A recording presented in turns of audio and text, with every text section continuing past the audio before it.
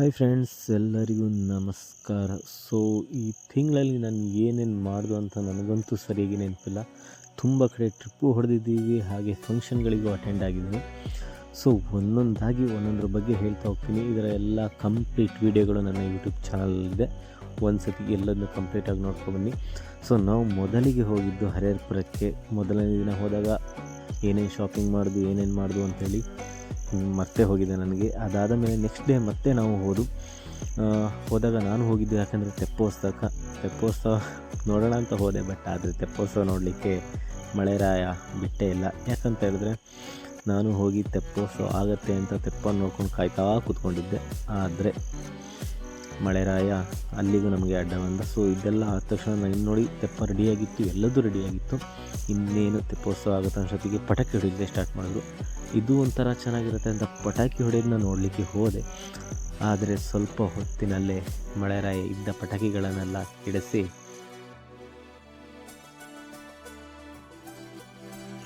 ಇದರ next day ಮತ್ತೆ ನಾವು ಹೊರಟಿದ್ದು ಮಂದಾರ್ತಿಗೆ.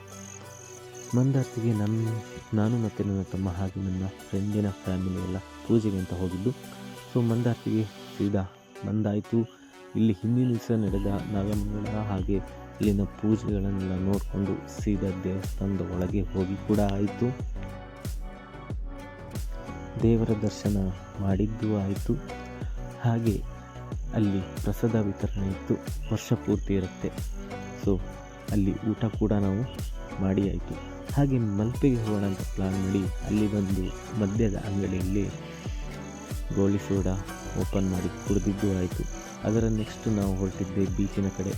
ಬೀಚಿನಲ್ಲಿ ಬಂದು ನೋಡಿದರೆ ನೀರಲ್ಲಿ ಯಾರನ್ನು ಇಳಿಯಲಿಕ್ಕೆ ಬಿಡುತ್ತಿರಲಿಲ್ಲ, ಯಾಕಂದರೆ ಅಲ್ಲೇನೋ ಒಂದು ಪ್ರಾಬ್ಲಮ್ ಆಗಿತ್ತು.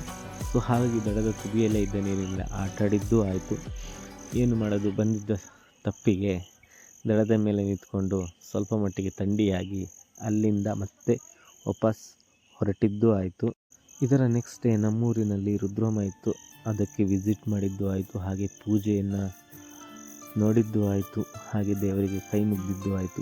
ಅದರ ನೆಕ್ಸ್ಟ್ ದೇವಸ್ಥಾನದ ಹೊರಗೆ ಬಂದು ನಮ್ಮ ದೇವಸ್ಥಾನದ ಒಂದು ವಿಡಿಯೋನ ಮಾಡಿದ್ದು ಆಯಿತು. ನೆಕ್ಸ್ಟ್ ಹೋಗಿದ್ದೆ ಅಲ್ಲಿ ಇದ್ದ ಊಟದ ಸ್ಥಳಕ್ಕೆ. ಇಲ್ಲಿ ಬಂದು ನಿಂತು ಊರಿನ ಜನಕ್ಕೆ ಊಟನ ಬಡಿಸಿದ್ದು ಆಯಿತು. ಹಾಗೆ ನಾನು ನಿತ್ತಲ್ಲಿ ಊಟ ಮಾಡಿದ್ದು ಆಯಿತು.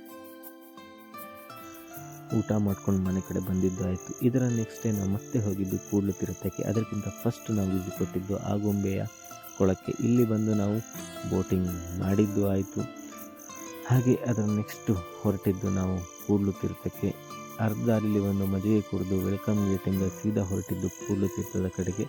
ಅಲ್ಲಿಂದ ಸೀದಾ ನಾವು ಕೂಡ್ಲು ತೀರ್ಥಕ್ಕೆ ಬಂದಿದ್ದು ಆಯಿತು. ಬೆಟ್ಟ ಹತ್ತಬೇಕಾದ್ರೆ ಉಸಿರು ಮೇಲೆ ಕೆಳಗೆ ಆಗಿದ್ದು ಆಯಿತು. ನೀರಿನ ಬಾಟಲ್ ಇನ್ನೆರಡು ಜಾಸ್ತಿ ತರಬೇಕಂತನೂ ಗೊತ್ತಾಯಿತು. ಹಾಗೆ ಬೆಟ್ಟದ ಮೇಲೆ ಹೋಗಿ ಹತ್ತಲಿಕ್ಕಾಗದೆ ಮಲಗಿದ್ದು ಆಯಿತು. ಅಲ್ಲಿಂದ ಬಂದು ಸುಸ್ತನ್ನೆಲ್ಲ ನೀರಲ್ಲಿ ಈಜು ಹೊಡೆದು ಕಳೆದಿದ್ದು ಆಯಿತು. ಹಾಗೆ ಇಲ್ಲಿದ್ದ ತುಂಬ ಜನ ನೋಡಿ ಖುಷಿ ಕೂಡ ಆಯಿತು. ಸ್ವಿಮ್ಮಿಂಗ್ ಬರಲ್ಲ ಅಂತ ಹೇಳಿದ್ರು, ನೀರಲ್ಲಿ ಕೈಯ ಪಟ ಹೊಡೆದು ಈ ಕಡೆ ದಡ ಸೇರಿದ್ದು ಆಯಿತು. ಈ ಎಲ್ಲ ಫಂಕ್ಷನ್ಗಳ ಲೆಂತ್ ವಿಡಿಯೋನ ನಾನು ಯೂಟ್ಯೂಬ್ನಲ್ಲಿ ಹಾಕಿದ್ದೀನಿ, ಅದನ್ನು ನೋಡಬೇಕಾಗಿ ಕೂಡ ಕೇಳ್ಕೊತಿದ್ದೀನಿ. ಸೊ ಇಲ್ಲಿ ತನಕ ನಾನು ಏನೇನು ಮಾಡಿದ್ದೆ ಈ ಮಂತಲ್ಲಿ ಅಂತೇಳಿ ಒಂದು ಶಾರ್ಟಾಗಿ ಹಾಕ್ತೆ. ಹಾಗೆ ನೆಕ್ಸ್ಟ್ ನನ್ನ ಫ್ರೆಂಡಿನ ತಂಗಿನ ಮದುವೆಯಲ್ಲಿ ಲಾಸ್ಟಾಗಿ ಕುಣಿದಿದ್ದು ಆಯಿತು. ಸೊ ಇಲ್ಲಿಗೆ ಈ ವಿಡಿಯೋ ಕೂಡ ಮುಕ್ತಾಯ ಕೂಡ ಆಯಿತು.